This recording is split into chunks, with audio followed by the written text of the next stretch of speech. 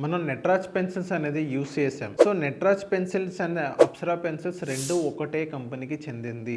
So ఒకటే కంపెనీకి చెందిన పెన్సిల్స్ రెండు వేరు బ్రాండ్స్ ఎందుకు పెట్టినాయి? సో ఇక్కడ మీకు చిన్న బిజినెస్ లాజిక్ చెప్తాను.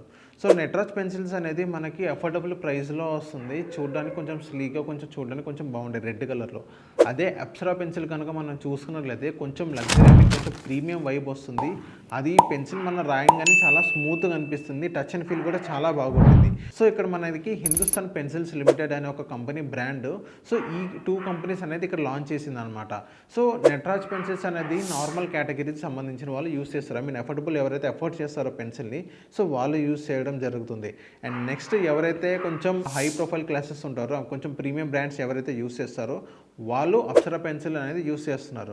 సో ఇక్కడ ఏంటంటే ఇద్దరిని కవర్ చేస్తుంది. ఇది ఒక బిజినెస్ స్ట్రాటజీ అనమాట. ఈవెన్ ఎగ్జాంపుల్గా మనం తీసుకున్నట్టయితే టొయోటా కార్ అనేది మనం చాలా కొంచెం అఫోర్డబుల్లో వస్తుంది. కొంచెం మార్కెట్లో ఉన్న రిలయబిలిటీ కానీ, ఇంజిన్ స్పెసిఫికేషన్స్ కానీ చూసుకుంటే కొంచెం అఫోర్డబుల్లో వస్తుంది. అదే కారు లెక్సస్ అనే ఒక బ్రాండ్ ఉంది. అది కొంచెం ప్రీమియం బ్రాండ్. ఎవరైతే బిజినెస్ మ్యాన్ కానీ, బిగ్ పొలిటీషియన్స్ కానీ వాళ్ళు కొంచెం ప్రీమియం కార్స్ ఏమైనా కొనాలంటే లెక్సస్ కొంటారు.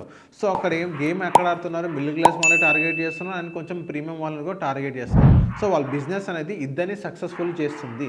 సో ఇది ఒక మంచి బిజినెస్ స్ట్రాటజీ. మీరు ఎప్పుడన్నా ఏదైనా బిజినెస్ స్టార్ట్ చేయాలంటే కొంచెం స్మార్ట్గా ఆలోచించండి.